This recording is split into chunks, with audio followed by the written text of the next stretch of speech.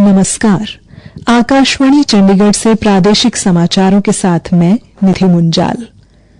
Operation सिंदूर की सफलता से उत्साहित समग्र राष्ट्र भारतीय जवानों के शौर्य और साहस को नमन कर रहा है।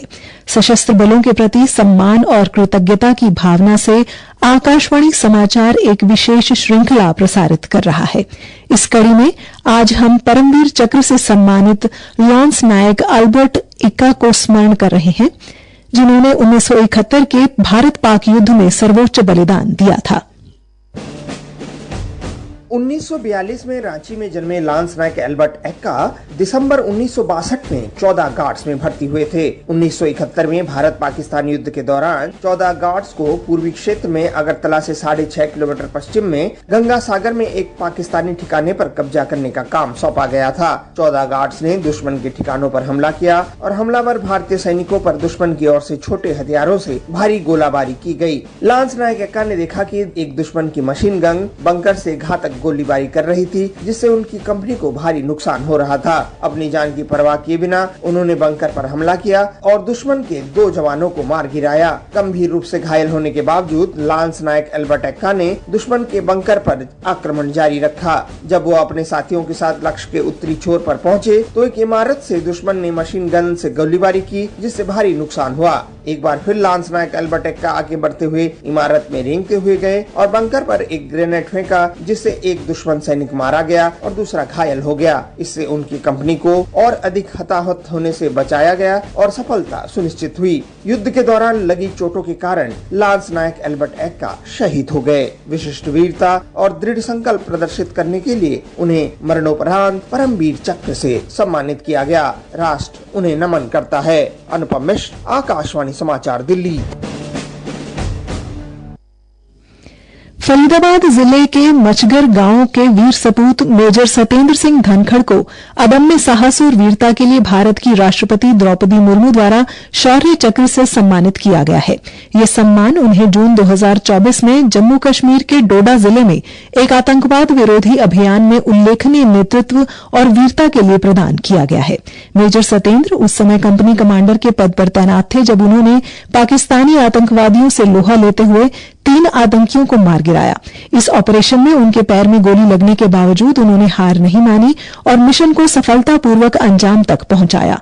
उन्होंने न केवल अपनी टीम की जान बचाई बल्कि देश की रक्षा में अपना अद्वितीय योगदान भी दिया। हरियाणा राज्य चुनाव आयुक्त धनपत सिंह ने चरखी दादरी जिले की बाड़सा खंड की ग्राम पंचायत हंसावास खुर्द एवं बाड़सा तथा झज्जर जिले के बादली खंड की ग्राम पंचायत बादली एवं एमपी माजरा तथा फैजाबाद ग्राम पंचायतों के पंचों व सरपंचों के आम चुनाव की अधिसूचना जारी की है। हरियाणा राज्य चुनाव आयुक्त द्वारा जारी इस आशय की अधिसूचना अनुसार नामांकन पत्र रविवार व राजपत्रित अवकाश के दिनों को छोड़कर आज से 30 मई तक जमा करवाए जा सकते हैं।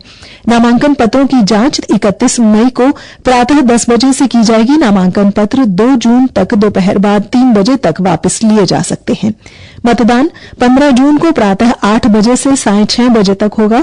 मतगणना मतदान खत्म होने पर उसी दिन मतदान केंद्रों पर ही की जाएगी और उसी दिन चुनाव परिणाम घोषित कर दिया जाएगा। यदि किसी मतदान केंद्र पर पुनः मतदान की जरूरत पड़ी तो मतदान 17 जून को होगा और उसी दिन चुनाव परिणाम घोषित किया जाएगा। भारतीय कुश्ती संघ के तत्वावधान में पलवल के नेताजी सुभाष चंद्र बोस व इंडोर स्टेडियम में 25 मई से 27 मई तक राष्ट्रीय कुश्ती प्रतियोगिता का आयोजन किया जाएगा। केंद्र शासित प्रदेश में भारतीय कुश्ती महासंघ के उपाध्यक्ष दर्शन लाल ने पलवल में एक पत्रकार वार्ता को संबोधित करते हुए कहा कि प्रतियोगिता में 25 राज्यों के 600 खिलाड़ी भाग लेंगे। उन्होंने कहा कि राष्ट्रीय स्तर पर विजेता खिलाड़ी वियतनाम में आयोजित होने वाली अंतर्राष्ट्रीय प्रतियोगिता में भाग लेंगे। हरियाणा में एक बार फिर से कोरोना ने दस्तक दे दी है। गुरुग्राम में एक बुजुर्ग महिला व फरीदाबाद के एक 28 वर्षीय युवक में कोरोना के लक्षण मिले हैं। इनमें कोरोना की पुष्टि होने के बाद स्वास्थ्य विभाग हरकत में आ गया है। भिवानी के मुख्य चिकित्सा अधिकारी डॉक्टर रघुबीर शांडिल्य ने बताया कि भिवानी जिला इसके लिए पूरी तरह से तैयार है। उन्होंने कहा, भिवानी में अच्छी तैयारी है। जैसे कि सूचना के आधार पर हरियाणा में भी कोविड की एंट्री होगी है। 2 केस गुरुग्राम में आए, 1 केस फरीदाबाद में आया है। तो हमने सावधानी बरतनी चाहिए, न कि चिंता करनी चाहिए। सावधानी ये बरतनी चाहिए कि हमें सोशल डिस्टेंस मेंटेन करनी चाहिए और हैंड वॉशिंग करनी चाहिए। इसी के साथ ही समाचार बुलेटिन समाप्त हुआ। नमस्कार।